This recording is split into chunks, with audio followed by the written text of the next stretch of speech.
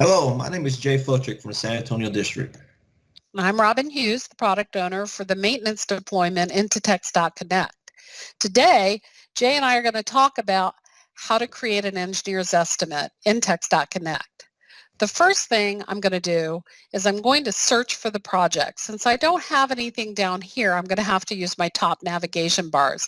I'm going to pick CSJ and I'm going to type in my CSJ number. I can put in hyphens or not put in hyphens. Doesn't matter. It'll still find it. Click the search button and poof, it shows up. Double click it to open the project and it'll bring us right to the project details page. Now the big thing for engineer's estimate is the project stage. When your contract specialist creates the project, it's going to be in an initiate stage. But Jay, what's the stage got to be for an engineer's estimate to be entered? Got to make sure it's in PS&E stage. Yep. If it's not in the PS&E stage, you're not going to be able to enter that engineer's estimate. I'm going to click here on my left navigation to engineer's estimate. And the first thing we're going to look at is there's three sections: design, details, and the actual estimate itself.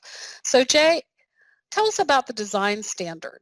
So mostly your design standards deal with construction type projects where you're doing 3R, 2R designs. Maintenance projects, we don't usually deal with design standards, so you're probably going to be using non-applicable on your maintenance projects.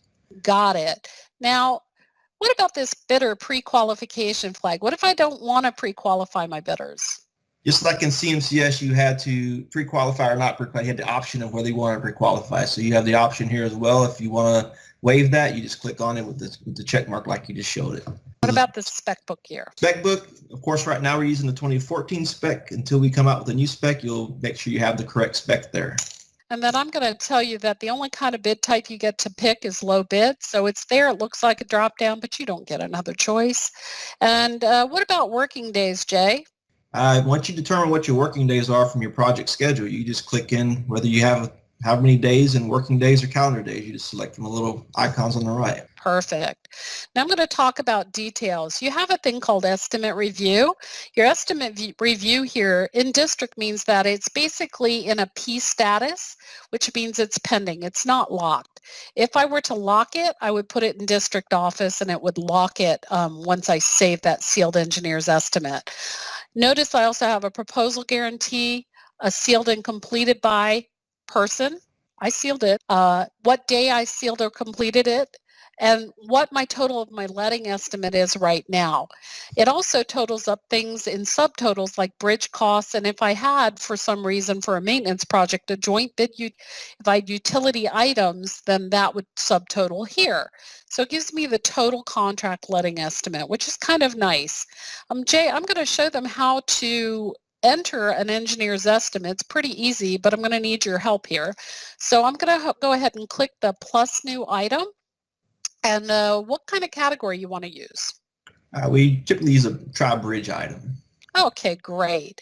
And I got to pick, I think, some sort of MBI number. So this is the bridge index number. You only need it when you have a category of work bridge. And then what force account or bid code do you want to use for?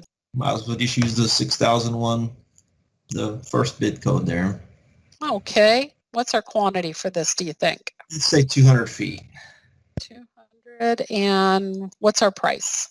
Say $50 a foot. $50. Perfect. Now I click out of here and it automatically totaled another $10,000.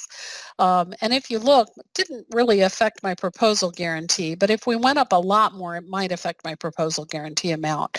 What about, do you want to indicate a plan set or location here? If you'd like to, you can put your plan sheet number, like sheet number 200. Great. And if you had an alt bid group, we could indicate it here. So we could actually put in another drill shaft. Maybe it's a different material. And as long as we had a primary bid and a secondary alt bid group, we could indicate it here. Once we're done, we'll just save the project. Great. We were successful. I couldn't have done it without Jay. If I wanted to remove it, maybe I don't need these barricades anymore. I just click it and remove, and it makes sure that it knows, it tells me, are you sure you want to do that? We don't like to take things away and not let you know. give you a second look. If I say yes, it just disappears. And it tells you it's gone.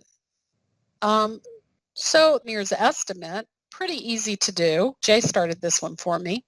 I'm going to go over to the specifications list and show you that the specifications list auto creates. So it looks at your bid items and it gives you all the reference items. You can take out a reference item. You cannot take out the bid item. I can try to check that, but it won't let me remove it. I can, however, check that one and remove it, and it's gone. We should add a second or an extra special provision. Let's try wage rates. So now I have wage rates in here, and when I save this project, it's going to go ahead and save everything that I've made changes to. But in the interest of time, we're not going to save. Before we get to the ceiling and summary, let's talk about how I got that bridge category of work to show up. Again, it tells you if you've made some changes and you've not saved them, it's going to ask you, are you sure you want to go? And I'm going to tell it, yeah, I'm good with that. In your location page, there's a way to add bridge assets. And when I add the bridge assets, it'll show up here in my bridge assets on my location page. If I want to use a specific bridge and work on it, and I want to indicate it in my engineer's estimate, I have to add it to the proposed bridge screen. And only if I have something in this proposed bridge section will bridge category of work show up in my engineer's estimate. Now I'm going to go to our favorite part, which is ceiling and summary. And I know that you did this before I did, so I want to let you talk about how this works. So just like on your CMCS screen, you have to seal the projects. So pretty easy here in this TxDOTCONNECT. So all you have to do is select the project that you'd like to seal from the list below where it says seal. And if you have multiple projects you want to seal at one time, you can do them all, multiple projects, by just selecting next to the project. And since there's only one here, you just select just the one project and select seal. And you can reseal a project. So I sealed this earlier today, but I'm going to show you that it's going to let me reseal the project. This is really helpful in case we decided that something that wasn't requiring seal needs a seal now. I can reseal the project. And it's that easy. At the time that it's sealed, it'll go back to CMCS for the proposal to be run, the advertising to be run, and all the other letting activities to happen on CMCS. Henry, what'd you think about this whole process once you got used to it? All in all, once I got used to it, seems pretty simple. It seems like a lot of information to put in, but it should be similar information to what you're putting into CMCS. And once you start playing around with it and learning how to use it, it's gonna be a whole lot more useful tool than trying to use CMCS. Great. Well, I really appreciate your help. Without you, that concludes our demo today for Engineer's Estimate. Thank you. Thank you, Robin.